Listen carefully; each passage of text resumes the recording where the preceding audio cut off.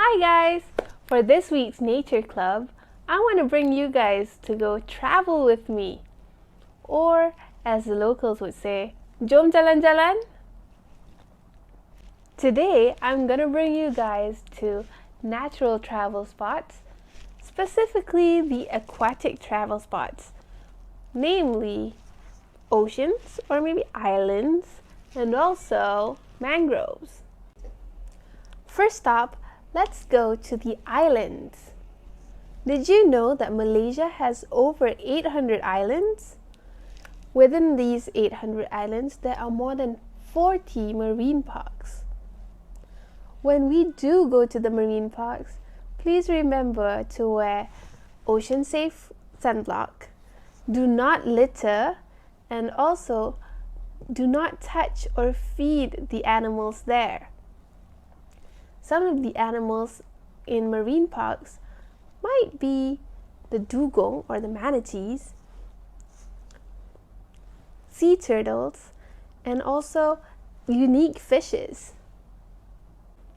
Talking about sea turtles, out of 9 species of sea turtles ocean-wide, we have 4 species here in Malaysia. Let's know more about it in the next video. So our country, Malaysia, has 4 out of 7 sea turtle species. So 4 species of sea turtles that originates from Malaysia and also lay eggs in Malaysia. Firstly is leatherback turtle. So leatherback turtle in Malay is known as penyu belimbing. The shape of the carapace is like a star fruit. It is actually the largest turtle species in Malaysia. So it can grow up to 2 meters long. Does not have a shell-like carapace. It's like skin or leather-like. Their main diet need to consist of very high water. Because of that, their main diet is jellyfish, because as we know, jellyfish is very high in water content. They are natural predators of jellyfish. So if our leatherback turtle goes extinct or is endangered, the jellyfish population will rise, and this will cause an imbalance in the ecosystem. So the next turtle species is green turtle, or in Malay is known as penyu agar, because they have green colored fat, not because they are green colored. In real life, it's more like yellowish. Personally, I think green turtle is the prettiest out of the 4 turtle species in Malaysia, and it is the second largest species, growing up to more than 1 meters long. So green turtles, their main diet consists of seagrass and seaweed. So again, they are very important to keep the balance, because over increase in seaweed population can also cause imbalance in the ecosystem, also the fish population or any other aquatic organisms. So the third species is hawksbill turtle, or in Malay it's known as penyu karah. Just like the name hawksbill, it has a big shaped mouth, just like a bird or a hawk. Their specialty is they feed on corals and sponges. Some corals are actually harmful to other aquatic animals such as fish. So hawksbill turtle, they will feed on this toxic coral, and this will help to firstly check and balance on the coral population in the sea, and secondly, this can help the fish population, in turn help provide habitat for fish to live. The last species is olive ridley turtle, also known as penyu lipas. So olive ridley is the smallest turtle in Malaysia. The reason why they are called penyu lipas is because when they swim,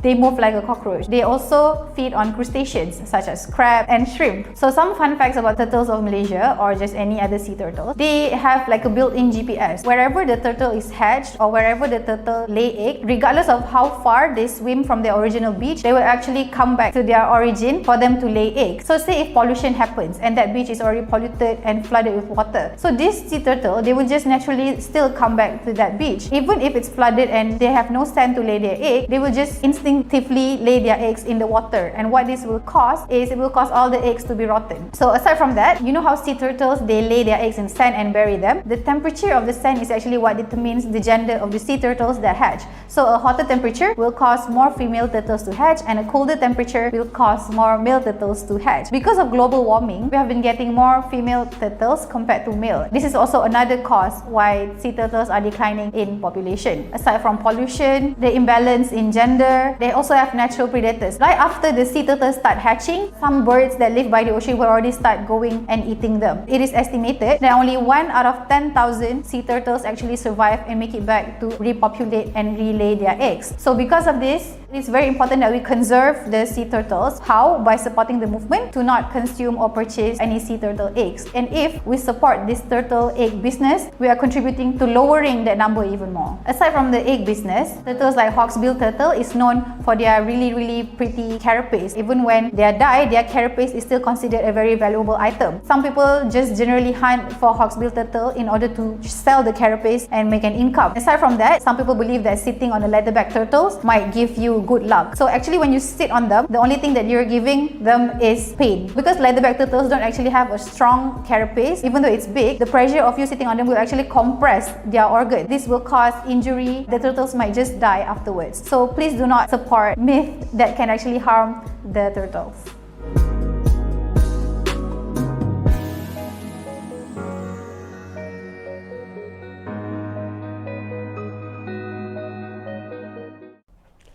I hope you know how to differentiate between all the sea turtles now. Apart from our sea turtles, it's very important to protect our oceans because our oceans provide more oxygen than all of the trees combined.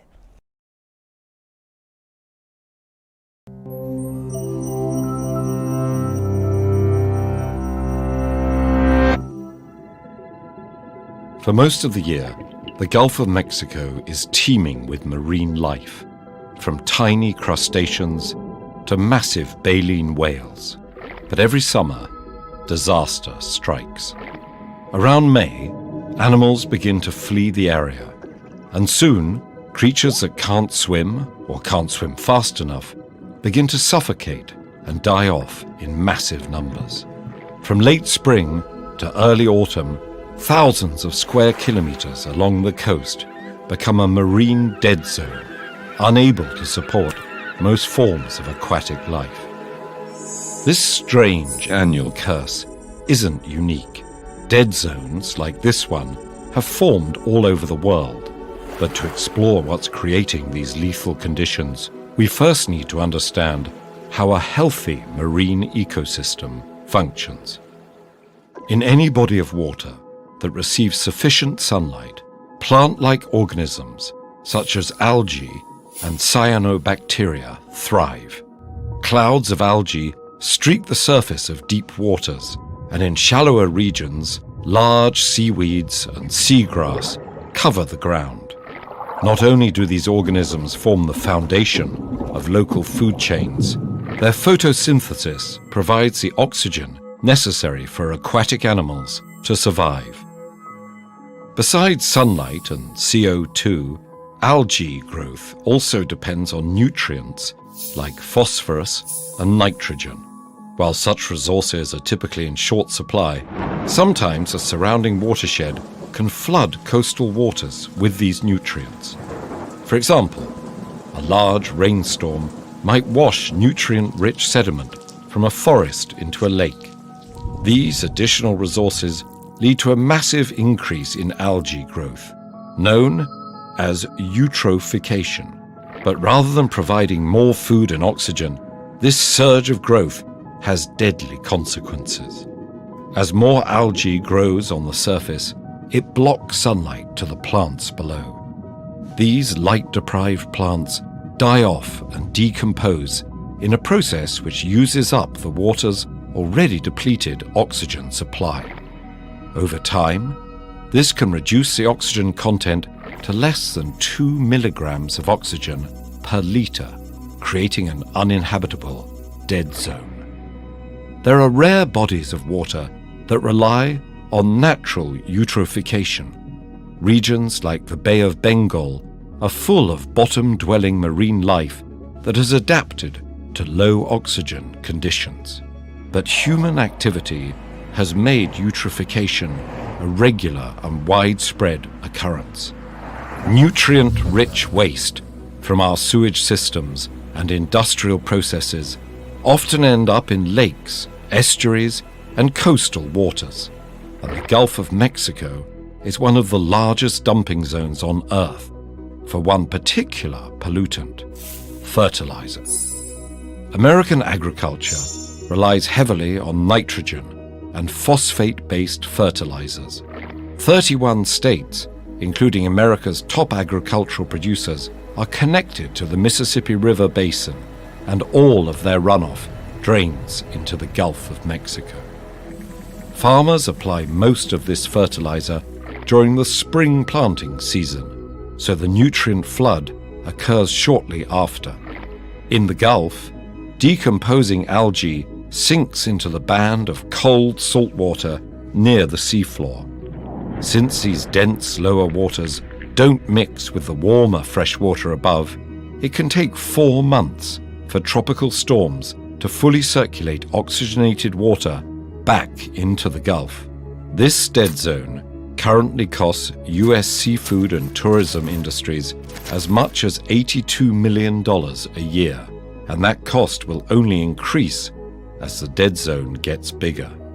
On average, the Gulf dead zone is roughly 15,000 square kilometers, but in 2019 it grew to over 22,000 square kilometers, approximately the size of New Jersey. Human activity is similarly responsible for growing dead zones around the world. So what can be done? In the short term, countries can set tighter regulations on industrial runoff and ban the dumping of untreated sewage into ocean waters. On farms, we can plant buffer zones composed of trees and shrubs to absorb runoff. However, long-term solutions will require radical changes to the way we grow food. Farmers are currently incentivized to use techniques that reduce the health of the soil and rely heavily on nitrogen-rich fertilizers. But there will be less need for these chemicals if we restore the soil's natural nutrients by planting diverse crops that manage soil erosion and fertility. Hopefully, we can make these fundamental changes soon, because if we don't, the future of our marine ecosystems may be dead in the water. Fish need our help. By 2050, there will be more plastic and trash in the ocean than fish. Could the Earth really run out of fish? Find out more about the serious threat of overfishing and what we can do to prevent it with this video. Now let's move on to the mangroves. The mangroves are important as carbon sinks in the environment, and also they filter out the dirty water from mainlands to the oceans, and also the current from the ocean to the mainlands. The ocean is at breaking point. Radical steps are needed to preserve the precious ecosystems of the sea. But can part of this battle be fought on land? Mangroves are evolutionary marvels. They're a critical part of most tropical oceanic ecosystems. But they're rapidly disappearing. One coastal community in southern Kenya has found a pioneering way to protect their mangroves, turning the tide on its dwindling forest by harnessing one of the mangrove's most impressive superpowers, kept hidden deep underground.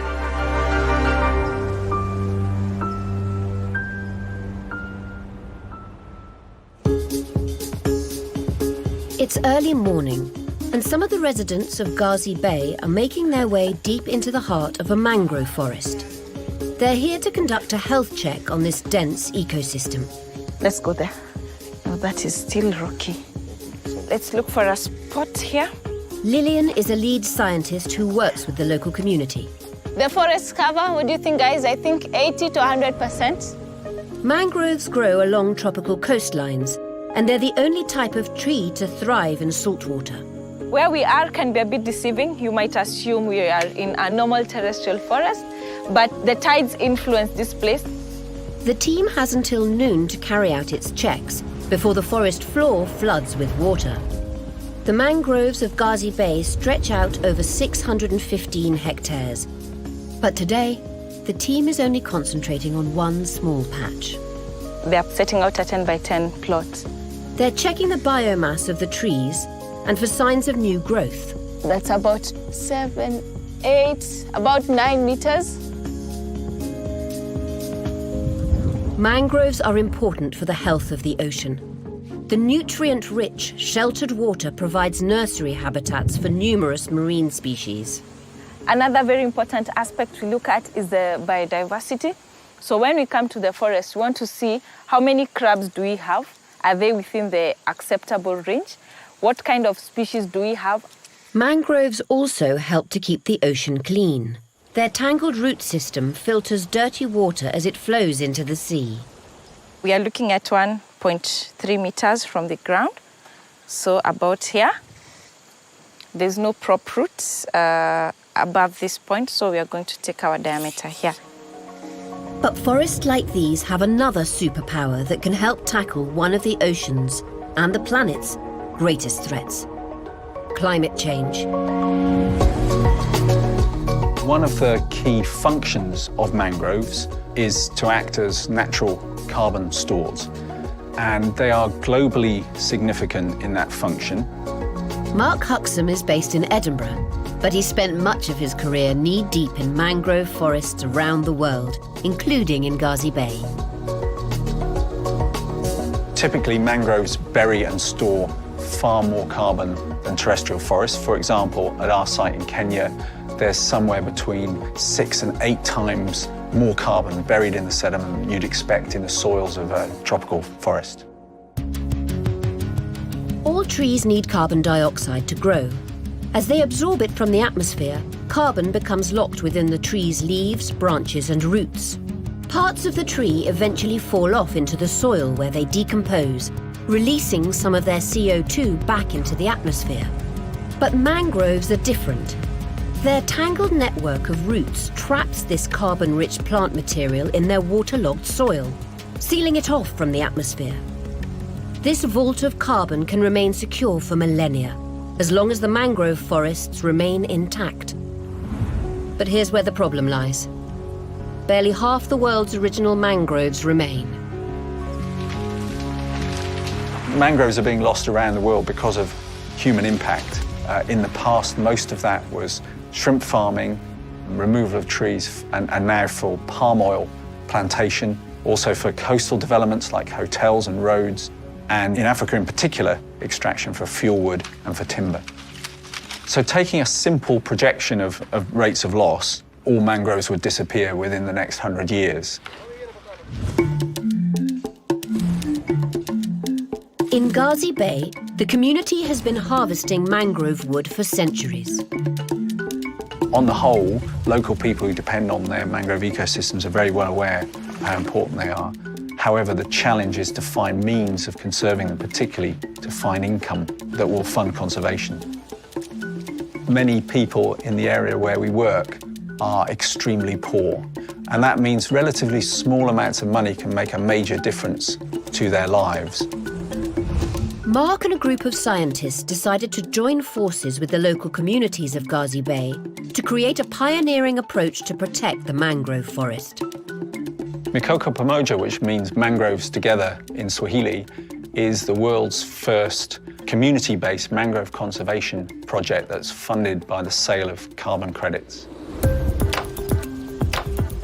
Wonderful. When we analyze for the organic matter and in turn the organic carbon in this soil, it's a good indicator of how much we continue to capture and store by protecting this forest.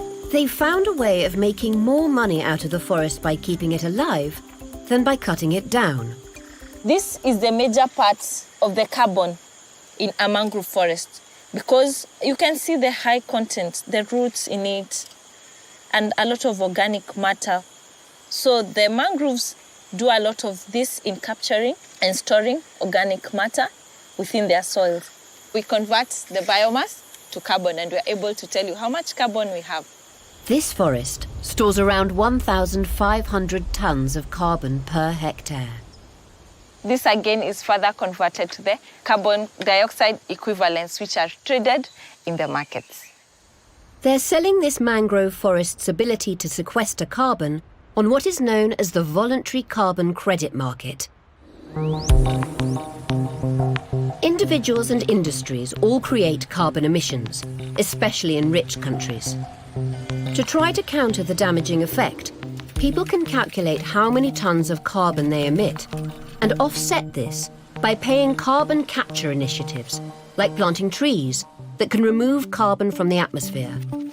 It sounds simple, but it's far from perfect. Critics of carbon accounting say it's hard to accurately calculate how much carbon any one project is sequestering, because there are so many varying factors to take into account. And there are other concerns too. Carbon offsetting is controversial because some people may be tempted to use it as an excuse for inaction on the climate emergency. And we're very clear that offsetting is one small part of our response to what we're facing in terms of climate breakdown, but it's got to be part of a broader and coherent policy to get to a zero carbon world. And if done correctly, these carbon credits provide a financial incentive for communities to stop harvesting mangroves and start protecting them. The Makoko Pamoja project is verified to sell over 2,000 carbon credits each year. This corresponds to the extra carbon storage and sequestration their conservation ensures. Over the past 5 years, this has earned the surrounding villages more than $60,000, which the community has spent on clean water sources and supplies for the local clinic and schools, as well as forest rangers who guard this precious resource. And the initiative is reaping benefits for some of those who work on the ocean too. Miaka mingi sana toka nianze kuwa machua niko kwenye bahari mpaka sasa hivi. Mimi nafurahia ya kupanda mikoko kwa sababu mti unatakana upande na ule unasaidia mambo mengi. Madhara fulani yanasaidiwa na miti kwa kulingana vile tulivyoona kwa samaki pia mikokoni tukitega tunapata. Kwa hivyo pia hiyo pia itasaidia kwa sababu kila kitu ni utaratibu. Kwa wengine sasa tumepanda lakini bado unaona ni mpaka pengine kikua miaka ya kutosha itakuwa na inatega mayai kwa sababu samaki wengi wanatoka. Climate change is the overwhelming challenge of our times, and small projects like this, they're only a drop in the ocean. However, if none of us attempt these projects, then nothing will happen. But Makoko Pamoja is a pioneering model. Nearby villages are keen to replicate its success, and in Madagascar, a similar project is already underway. We can't hope to have the kind of world that I expected when I first started studying ecology as a 12-year-old birdwatcher. But that doesn't mean that we can't have a world full of beauty and wildness, but we have to fight hard for it. Scientists are only now starting to understand the importance of these majestic forests for the health of the ocean and the planet. Pioneers like Lillian and Mark are changing the relationship between local communities and these ancient mangroves. It's a model that could help protect ecosystems way beyond these shores. If you'd like to find out more about the greatest challenges facing the ocean and the people trying to solve them, then click on the link opposite. Or you can watch more from the Protected series by clicking on the other link. Don't forget to subscribe, and thank you for watching.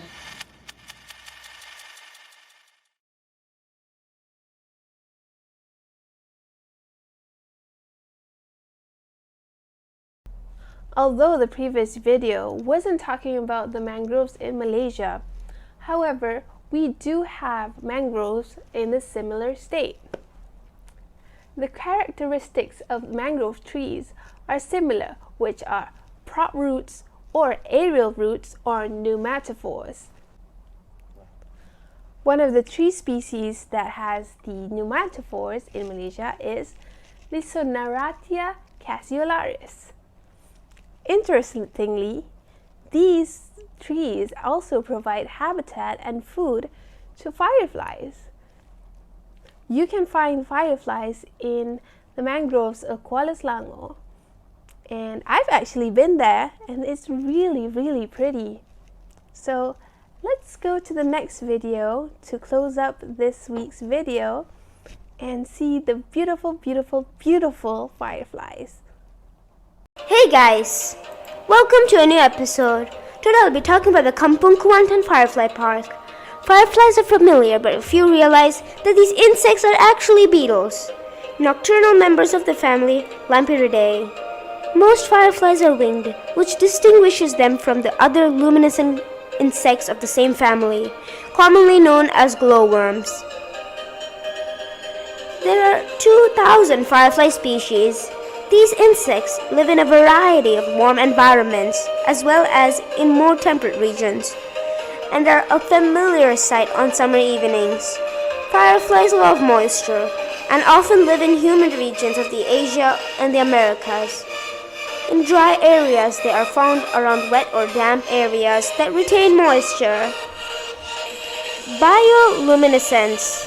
Everyone knows how fireflies got their name, but many people don't know how the insects produce their signature glow.